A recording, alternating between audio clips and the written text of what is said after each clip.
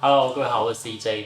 今天呢，要和大家分享一下，平常我出去工作的时候，实际会带到什么样的设备。那各位应该有时候会看到一些摄影师啊，会准备类似这样的一个工具箱。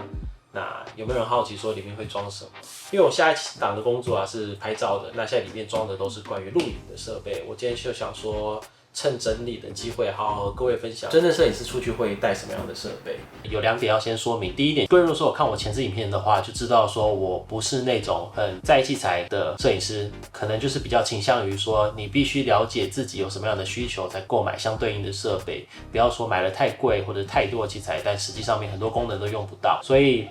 我今天这段影片啊，不是要炫耀说我有什么样的器材，毕竟这些器材都是我从摄影以来，在10年期间一步一脚印，是慢慢累积的，不是一口气就买了那么多，所以大家可以参考看看。第二点就是今天介绍设备会蛮多的，那喜欢器材的人应该今天会看得很过瘾。但是如果说是还没有真正踏入摄影界，没有想要购入太多器材的朋友啊，各位可以当做参考。我会把相关的产品资讯连结啊，都会放在叙述栏。各位有兴趣的话，就可以点击做更进一步的了解，这样子。那我们就进入开箱。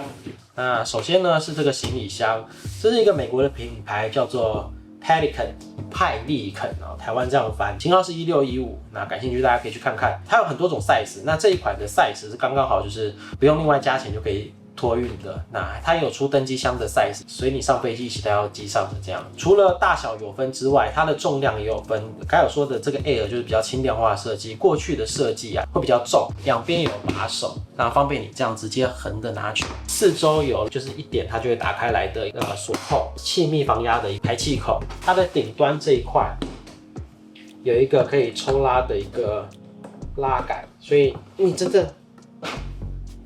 拉起来可以在地上滑的这样子，就还蛮顺畅的。那我起初以为这个拉杆因为做的很薄，很担心它就是突然可能会断掉或什么的。但是拉了蛮久一段时间，其实它还蛮坚固的，后来就不会觉得它会断掉。它两旁这边也有可以锁海关密码锁的部分，所以在过海关的部分你就不用太担心说它因暴力把它拆坏了。我现在里面装的器材加上这个壳啊，大概20几公斤吧。那我们就把它打开来。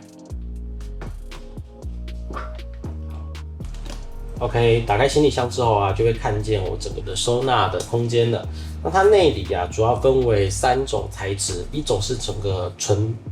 海绵的，它是要另外挖，然后把相对应的设备放进去。但是我经常跟洞里面设置，如果说每次都要重新挖的话，成本就会太高。第二种方案是已经规划好的一个黄色的夹层隔间，但是我觉得有点太统一了。我有时候有些地方会要放大的，有些地方需要放小的，所以我也没有选择那一款。我选择的是它独家的设计，可以自行割纳的一个层板，它的颜色也是黑色，觉得整体搭起来会比较好看，所以我后来是选择这个。顶端的话是一个黑色的收纳包，那这一部分我是另外从淘宝再进，背后是魔鬼毡，可以直接一直看你喜欢就可以做更换。那我们接下来进入设备的部分。第一个我要介绍的是我最常用的设备，也就是 Canon 的 R5， 还有我最常使用的是这一颗RF1535 f2.8 的一个镜头，是搭配 R5 在使用。因为我之前就是使用 Canon 的 5D2， 我之前使用的镜头啊，还有闪光灯啊，都是使用 Canon 的系统。我这一次换机的时候，也就是继续承用，不用再另外用转接环或者是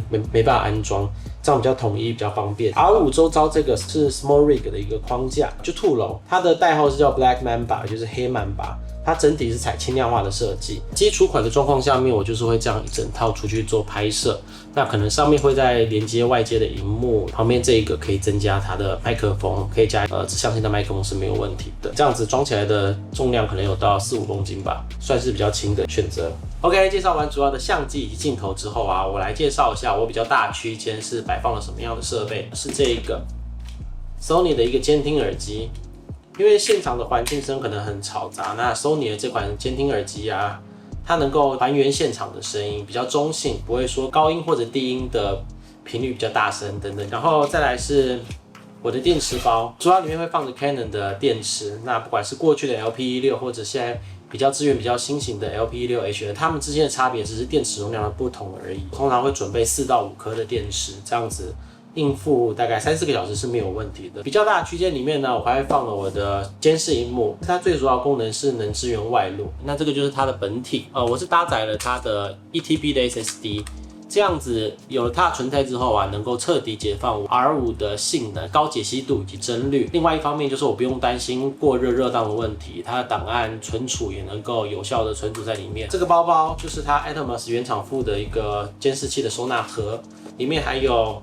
像读卡机啦、HDMI 线啊、970的电池。定点拍的话，我有可能会接上它的电源插座的部分，我能够直接做使用，就不用再用电池的。比较大的区间讲完之后，接下来我还会放2个比较小型的随身灯源。第一个是 Aputure 的一个灯泡，型号好像是 B7C 吧，一般来说就是这种白光，但是它也能够使用 RGB 的灯光，然后点亮一些重要物体背后，你可以把它当做氛围灯这样，照亮一些比较阴暗处的小角落。那另外一款也是 Aputure 的一个补光灯，需要机动性比较强的状况下面，我会直接把它架在我的R5上面，直接做现场光源的第一时间的补光。光源的旁边呢，我会放满滤片，这个是 Black Pro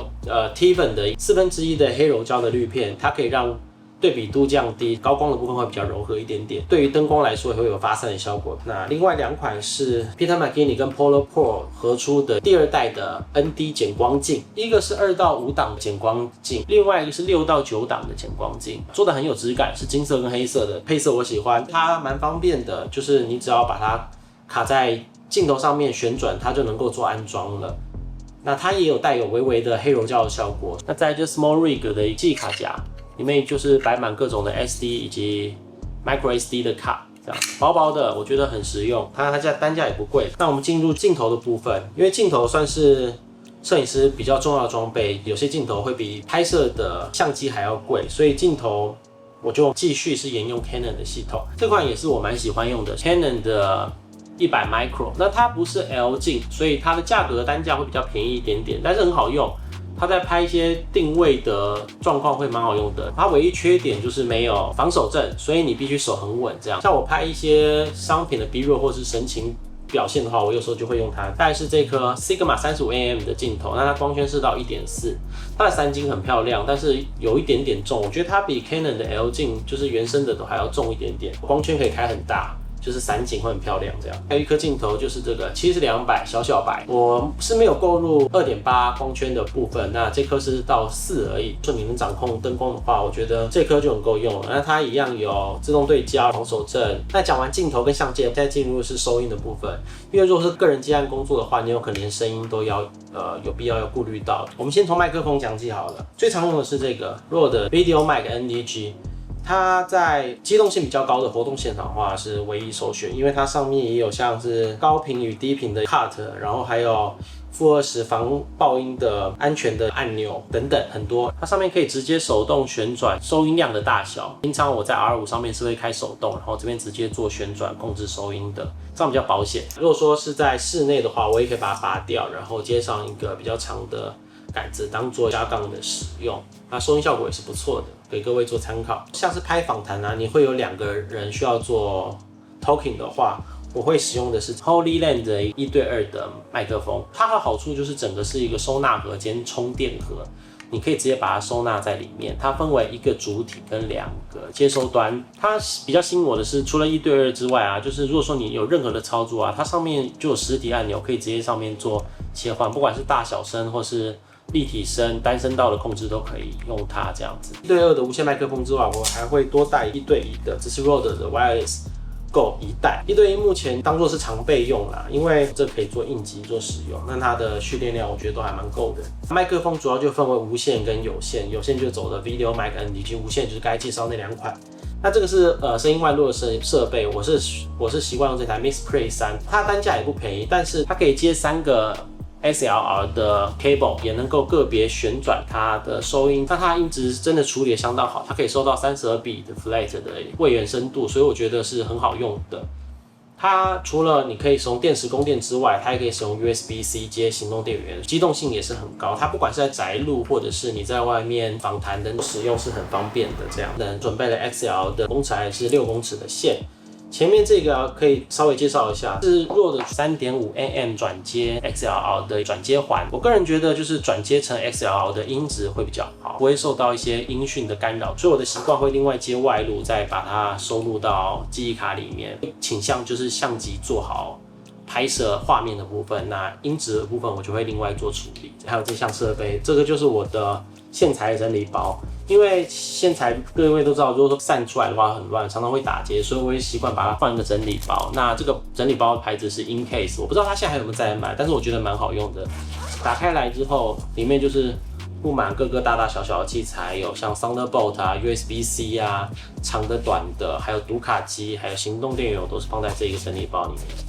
它关起来就很干净，就是一整体的，不需要真正忙的时候还要去解开或干嘛。对，再来介绍上面就是我另外买收纳包，里面又装了些什么。最主要这个大的收纳包里面啊，我装的就是我这款2015年的 MacBook Pro， 它在编辑视频上面现在可能渐渐已经使不上力了，但是它的功用啊，就是我会带到现场去过档给业主，把档案先存在里面，然后再用随身碟传给业主的时候还是很好用的。因为它毕竟有 Thunderbolt 的接口，所以档案传输速率是高的。同一格里面也放了它的充电器、充电线，这样比较快，因为它这格蛮大的，还放得进去。那再过来这边3格。第一格呢，我是放一些像是吹球啊，还有擦拭一些相机镜头清洁剂啊、清洁布啊等等都放在这一格。第二格是我的硬碟存储格，那我硬碟主要是用2款，是莱斯的，是传统的 1TB 的硬碟，那另外单价比较高的 SSD 硬碟，那这个很好用，因为它是支援 Thunderbolt 的一个传输协议。所以每秒速度很快很快，实际数字我忘记了。每次拍摄完成之后啊，我都习惯把档案一份存在电脑里面，一份就存在这份硬碟里面，这样至少有保险，就是说哪边档案遗失了，至少还有另外一份档案在，不会说整个弄不见，这样闹空城不是很好。Apple 原厂的读卡机，这些速度都是我尽量选择快的，因为在现场能早点传完，早点大家收工休息也是比较好。放了 Gatsby 的香香湿的巾。不要让自己臭臭的影响整个周遭环境，就是拍摄当下，因为毕竟很累，大家一定会流汗。下面一样也有3格是长条形，看很多人有时候可能会放一些小脚架，也是 OK， 是放得下的。但是我放的呢是我的常备用药，一些像是胃药啊，或者是感冒药、头痛、止痛药等等，然后还有黑色的口罩。在拍摄现场啊，尽量还是以黑色为主。这样子比较不容易反光，不容易在拍倒影的时候拍到自己很突兀这样子，所以我会准备黑色的，都会放在这一格里面。第2格里面呢，我是放了记忆卡的收纳盒，那这个是比较旧的，因为是配合我之前5D2的，它有2个 CF 的卡，档案容量现在看起来都蛮小的啦。那底下就是3号电池，那可以给像是外露的设备使用，或者是闪光灯的，我都会准备在这边。最后一格呢，我会放2样东西，一个就是相机背带，录影的时候比较不常用到，但是拍照还是会习惯把它背在肩上，这样相机才不容易摔落。各位也可以考虑去买减压背带，那个也是很实用。最后一样东西呢，就是这个30镜，光线直射的状况下，它会产生出像以前看的万花筒临近的那种感觉，效果有的时候是蛮意外，可也蛮好看的。各位可以常备在身上，我觉得是很好用的。好，以上就是我平常会带的摄影箱以及会用到的摄影器材。各位看完之后有没有退火了，或者是不想要再投资摄影机设备了？毕竟如果说接案工作的话，单打独斗的能力是比较弱的。希望各位能尽量找到同好。如果说要接案的话，合作看缺哪些器材就互相补足，这样能走的路会比较远，自己的压力也比较不会这么的大。不知道今天介绍的内容啊，各位有对哪方面器材有特别感兴趣，想要我分享更多的话，也欢迎在底下留言，务必记得订阅我的频道，然后帮这支影片点一个赞。那我会尽快做更多的影片让各位观看。那就是这样，我是 CJ， 我们下一支影片见喽，拜拜。